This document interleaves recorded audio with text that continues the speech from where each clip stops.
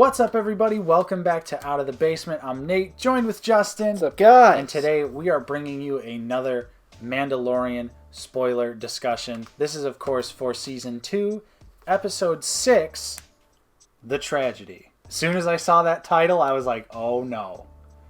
Here we go. Something bad is going to happen on Tython, which inevitably something bad does happen on Tython. Of course, full spoilers for this episode. If you have not seen it, click off this video, go watch the episode, come back and watch it. So, we got a lot of stuff to cover in this episode. Although it was the shortest episode of the season so far, there still is a ton to talk about. Yeah, new lore, even. Yes, and you guys know we love our lore. So, first off, the episode starts out right with the Mando showing up on Tython, the planet that has the origins of the Jedi. It's like the original Jedi planet. Yeah, has the looking stone. Yeah, which I like how quickly Mando is just like, oh, there it is. We're going to put... I think that's just how planets are in Star Wars. Yeah. Like, you're telling me the entire planet of Tatooine only has 3 cities? Right. I just think that's how I think the planets are just... I think of them as, like, countries, essentially, instead of, like, oh, this massive planet. Well, I mean, I don't... When I say I like it, I really do mean that. Because I kind of was expecting another episode where Mando was going to have to embark on some side quest. Or, you know, I was like, okay, maybe he's going to land on Tython and then something's going to happen. Like, where is it? Yeah, it's going to be a journey. Yeah. So I kind of like that because, you know, there's only 2 more episodes left of the season. So I'm glad that they were just like, nope, here it is. Mando just jetpacks straight to it with the child. And I like the levity moments between Mando and Grogu. Especially, you can very obviously tell that Mando does not want to give Grogu up to the Jedi. You know, he's kind of like half-assed, like, don't you want to learn that stuff? But at the same time, you can like totally tell he's kind of like, I really don't want to let go of this kid. Like, they really have formed a bond, and it's very heartwarming. And we really did get some pretty decent Mandalorian acting in this episode, where, like, in Season 1, you know, he didn't really talk as much, and he expressed himself with, like, the subtle head movements, and you could really understand what he was feeling, even though he's a helmeted character. And I think we got, like, a return to that in this episode. I can see that. Which I really enjoyed, especially, like, later in the episode, when the Razor Crest gets blown up. Sorry, Vintage Collection backers. Yeah, I was like, whoo. The Razor Crest needs repairs. Next episode, it's just going to be mint condition again. Yep. Grogu is on the Looking Stone. He starts meditating, which was also super adorable when he's got his little hands like... Yeah, I love that. And we were getting some Jedi Fallen Order vibes. It looks like he found a little checkpoint in the game and he went, oh, I need to go look at the skill tree. Yeah. And just like the line work, and it's like the text and the blue lighting up, and it's like a shield in the sky. What Jedi is going to answer that call? We still didn't find out.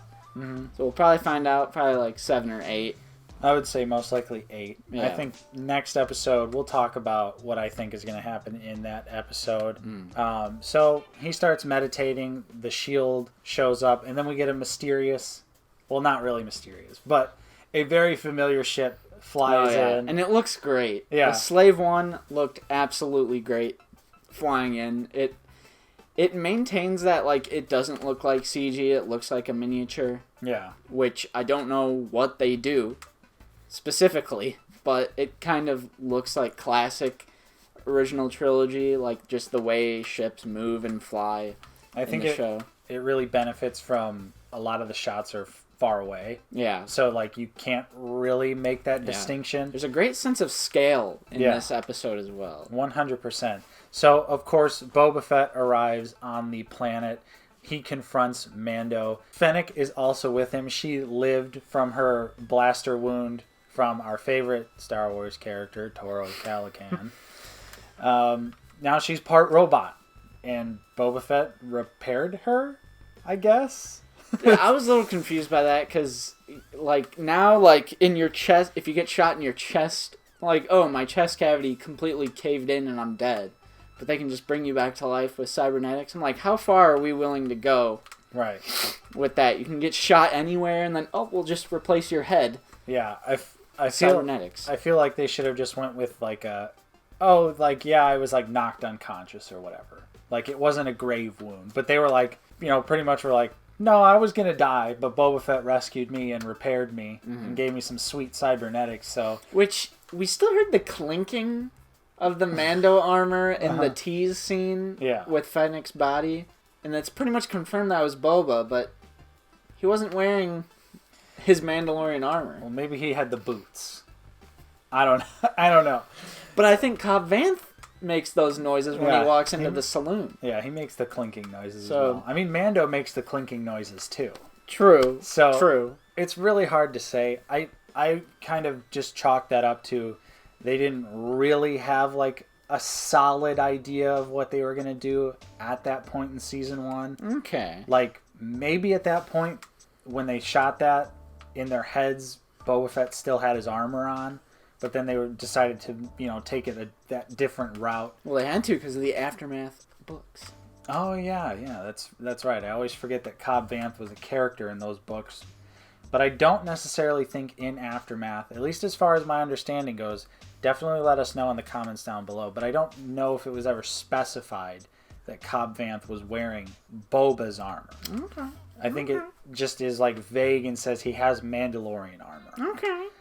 I'm not 100% sure on that. I feel like that's what I read, but I don't know for sure. Boba doesn't want the child. He doesn't want to kill Mando. He just wants his armor back, which I thought was pretty interesting, but it makes sense. And we get some more backstory with the armor. So it's finally reconfirmed into canon that Boba Fett's armor is Jango's armor, just painted or rusted, like sort of oxidized. And so obviously it means a lot to him, but we've been thinking about an episode of Clone Wars where, Justin, if you want to explain a little bit about that, there's some confusion with the Boba armor. There is confusion because this episode also legitimizes Jango Fett as a true Mandalorian. Again, re-bringing that back into canon. Right, because then it was retconned in Clone Wars. Well, in a way. In a way, because really, like, if Jango is a Mandalorian or not, the only thing we really have in canon is Prime Minister Almec pretty much calling him like a pretender or just some bounty hunting pretender or whatever he said. But the reason why I think that's not necessarily retconning now is because that was just one person's perspective. Because Prime Minister Almec turned out to be Death Watch. He was in cahoots with Pre Vizsla. And if you remember any of Pre Vizsla's dialogue from Clone Wars, if you are not Death Watch, you're not a true Mandalorian. I believe it's what the Mandalorian Civil War was. Right. Is the warrior Mandalorians and then the new, I think they call them new Mandalorians, where they're more like pacifist. Like, what is the Bo-Katan's Satine? Yeah. The Duchess Satine. It was like her way of doing things. And then there was a civil war between them, and that's why Death Watch is pretty much like outcast, and they're on that like moon. So from their perspective, anyone who isn't Death Watch is not a true Mandalorian. So I think that makes sense why Prime Minister Almec would delegitimize someone like Jango, who perhaps fought on that side, on the other side in the Mandalorian Civil War. So I think that makes sense in my mind. Yeah. He would try to delegitimize someone like Jango. I think that checks out. But then we also were thinking about the episode where, as a kid, Boba tries to assassinate Mace Windu by making a bomb out of Jango Fett's helmet. Yeah, also in the 3D Clone Wars, when he tries to kill Mace Windu, and he ends up just killing a clone trooper who like walked through the door and the bomb exploded. And the bomb was made with his helmet. Yeah. As, a form of symbolism. Obviously, they didn't know all those years ago that they were going to someday reintroduce everything. But so it's like, is that just Boba or Jango Fett's helmet on Boba from the head down? Or neck down, I should say. And then he just happened upon a different Mandalorian helmet. Yeah. Or alternatively, maybe Kid Boba just had a different helmet that looked like Jango's helmet that he used to blow up and kept the armor for himself as sentimental value. Because clearly it does have that attachment to him, because that's all he's looking for. He just wants his armor back, and he's, promising Mando, I'm going to protect the child, and I'm going to help you out. Just give me my armor back. Mm-hmm. So Imperial troops show up. There's a lot of shooting. Well, we didn't mention our favorite line of dialogue. Oh, yes. Of course, the eye-rolling, I'm just a simple man trying to make my way through the universe. That was borderline, that was giving me Rogue One vibes, where I'm like, of course we have to... I know that line of dialogue because I've seen Attack of the Clones before. I get it, and I'm smart. I said it before the episode, me and Bucky were talking about it, and I was like, watch when Boba Fett shows back up, he says that line, and they just couldn't resist. And Mandalorian has been so good about reintroducing characters, but not relying on previous dialogue or hey, I'm such and such blah blah blah. I'm this fan favorite character. Yep. So that made me roll my eyes, but thankfully that was all there is to it. Yeah. We didn't get he's no good to me dead. Right. Aside from that, everything else was tastefully done with Boba. Yeah. And the Imperial troops show up in these landers. They look like prototypes to the First Order, Episode 7 landers at the very beginning of Force Awakens. But I was expecting Dark Troopers to come flying out, but it was regular stormtroopers. At first, when it was all dark, I was like, Death Troopers? And you could only see the shadow. Yeah. The second before they ran out, I was like, oh man, Death Troopers. But yeah.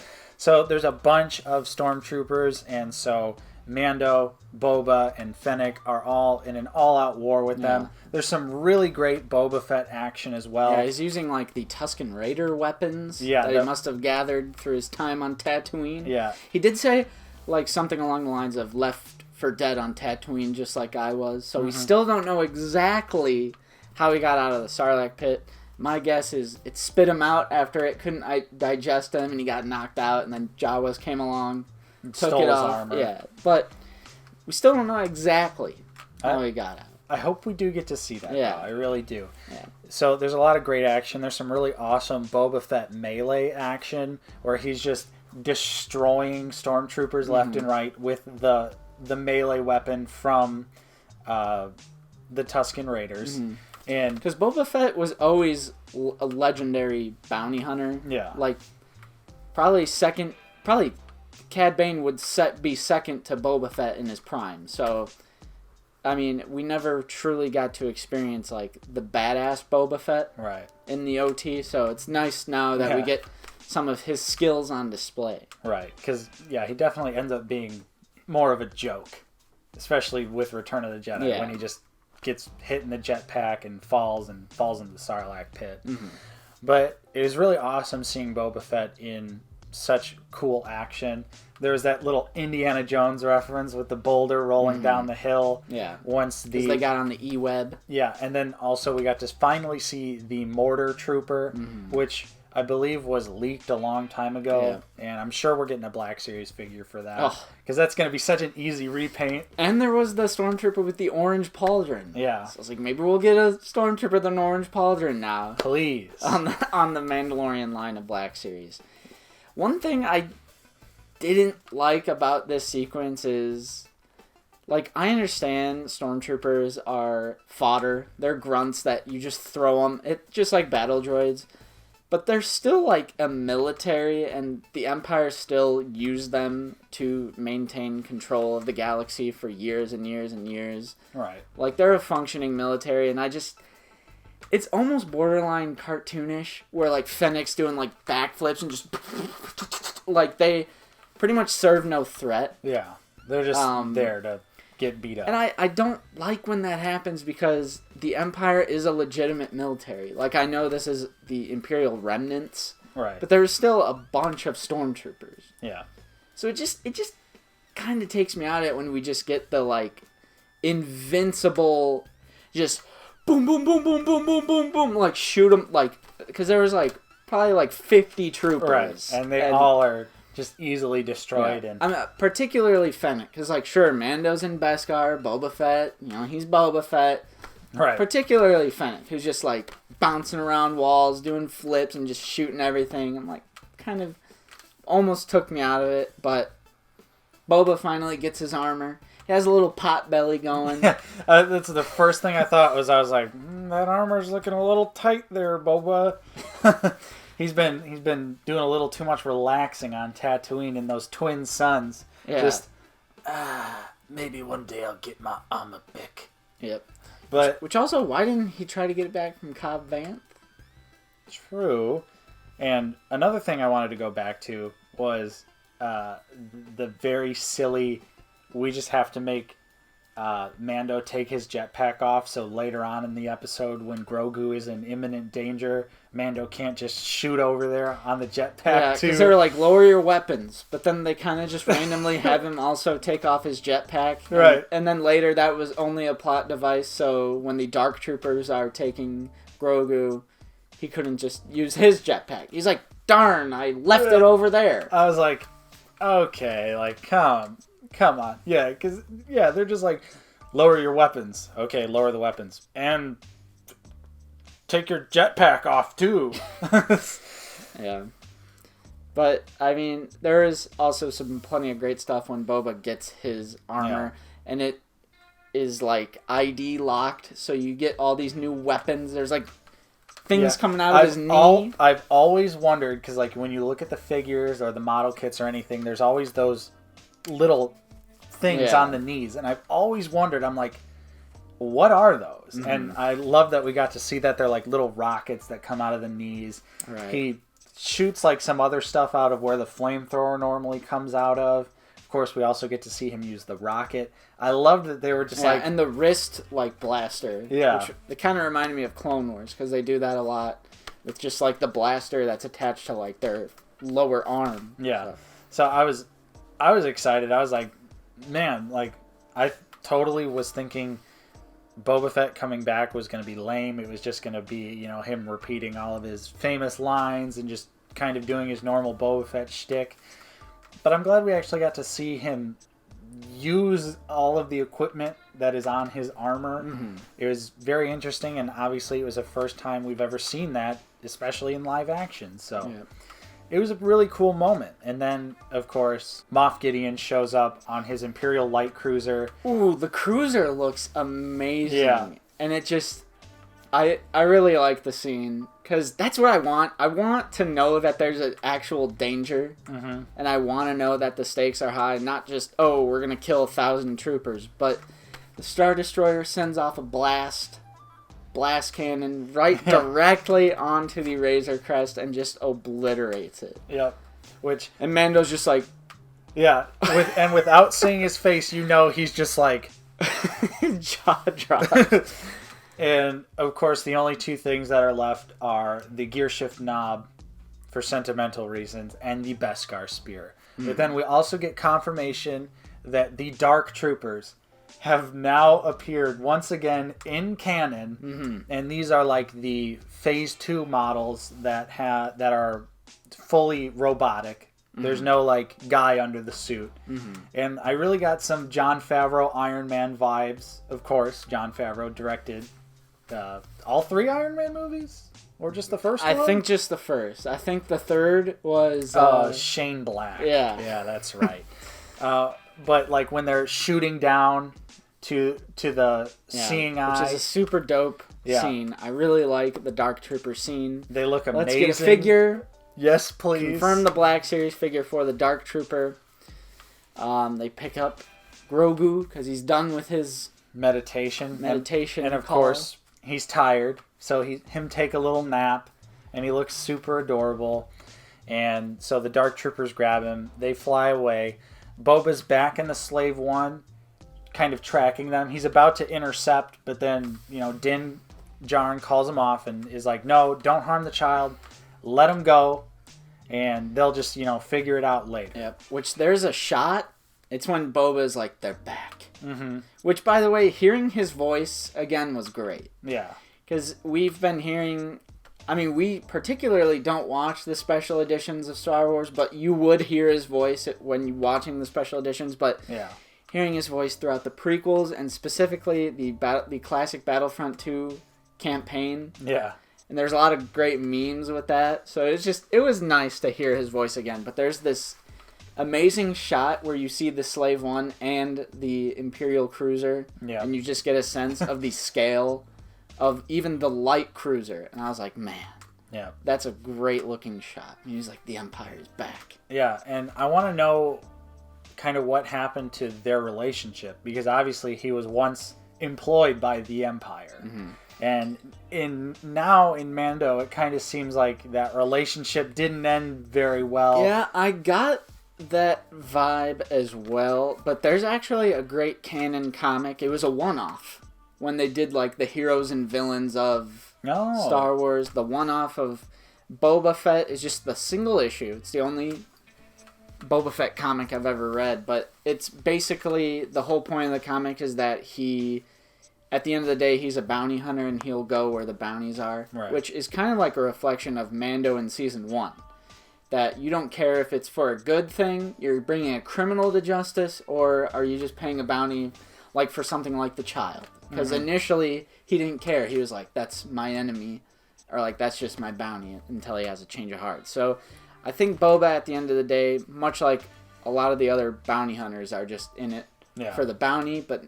Obviously, he's been on Tatooine this whole time. Yeah. So.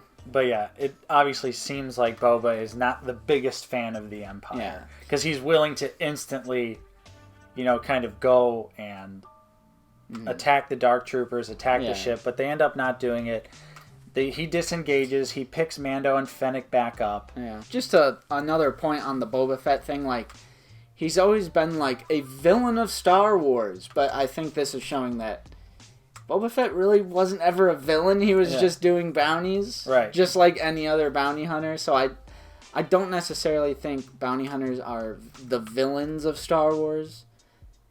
But they're usually reflected in a villainous light, such as like Cad Bane. Right. Or someone like that. So. Yeah.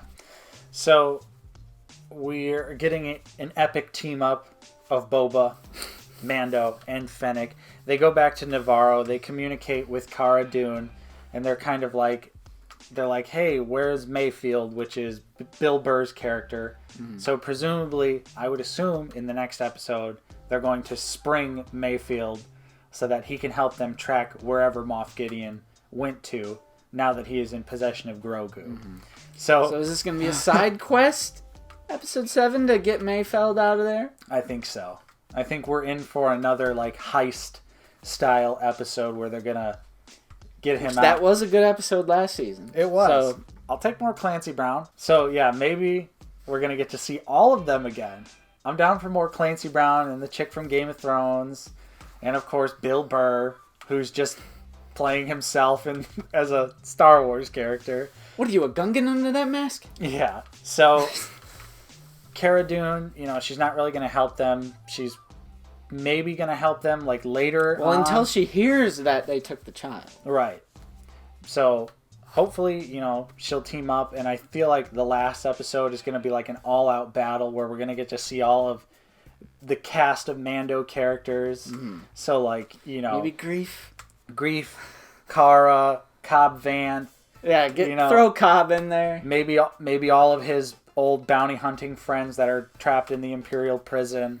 Yeah. I think we're going to see like an all-out cast reunion battle scene. Yep. Then we cut back to in the light cruiser with Moff. Yep. And he goes and checks on Grogu. And Grogu's like slapping around the stormtroopers. So awesome. And with the Force. It should be noted, Force choke is not necessarily a dark side power.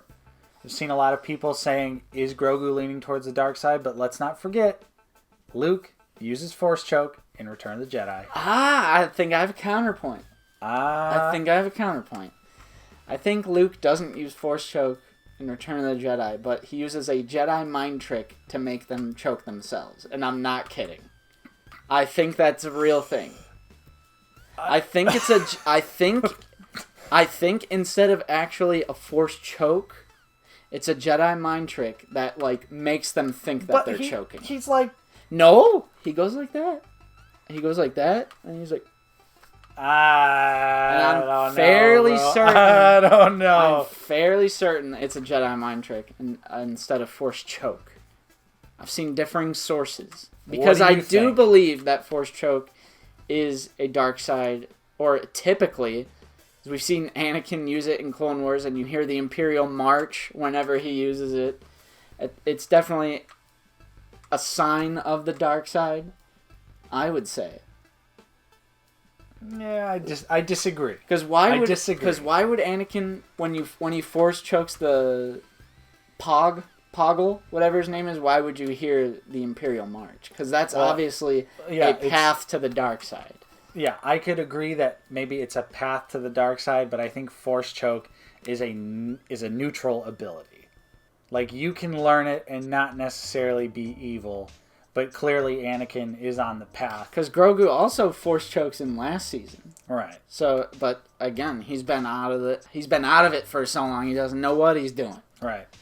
And then, so, the Stormtroopers, Moff Gideon just lets him die. So... They don't die. Or they're unconscious. But Pretty sure they get back up. But Grogu's tired. And so, then Moff moves in. He shows him the Darksaber. And I'm almost getting like vibes like maybe Moff Gideon's thinking he's not going to kill him anymore, and maybe he's going to like try and train him in some way, because he's like, he says something along the lines of like, oh, you're not ready to handle this yet. Like maybe implying there's going to be like, they're going to try and train him in some way to become like an agent of the Empire. And you know, I don't know. I'm just spitball. Dark Grogu. He gets Sith eyes. Yeah, but that's just kind of the vibe I got. But then, of course, but he still says donor. Right, so. And then he's like, alert the doctor. We have the donor once again, and they give him little tiny Grogu cuffs.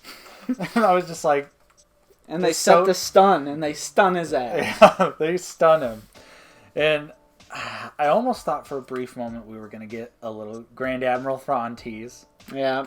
I was like... I almost thought that as well. I was like, oh, here it comes. Moff's going to be like, Grand Admiral, we've acquired the asset again. And then it would be, thank you, Moff. You know, something like that. But we didn't get any of that. But still, overall, really solid episode. A lot of good action. Yeah. Boba Fett's return, surprisingly, was not obnoxious, which I'm very thankful for. Absolutely. Very thankful that, again, the theme of Season 2 is reintroducing fan-favorite characters, but not in an intrusive, obnoxious Rogue One way, which is the way to do it. You know, like, the Slave One showing up wasn't accompanied by, like, some crazy music or, you know, something like... If Boba Fett had a theme song, like the theme song would be playing right there. Yeah. Which he does kind of have now in The Mandalorian. Yeah. It has like a sound. Right. Like a signature sound. Definitely. Like something like that. Yeah.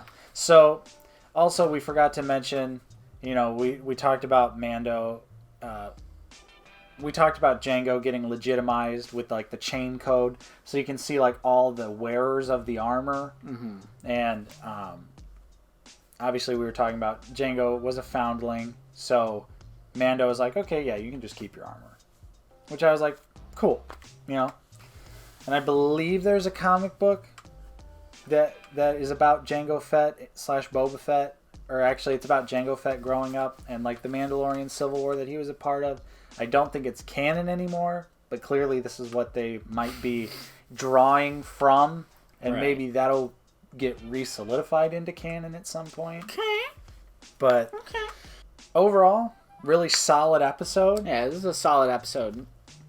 Not better than last week by any means. No. That was just on a whole other level. Yeah. So, of course, final thoughts, Justin, and your final rating for this episode. It was solid. I'm very satisfied to get something that is story related. It advances the plot. It adds some stakes. Boba Fett was done tastefully. There was some good Force stuff with Grogu doing his little meditation thing. I'm curious to see who answers the call.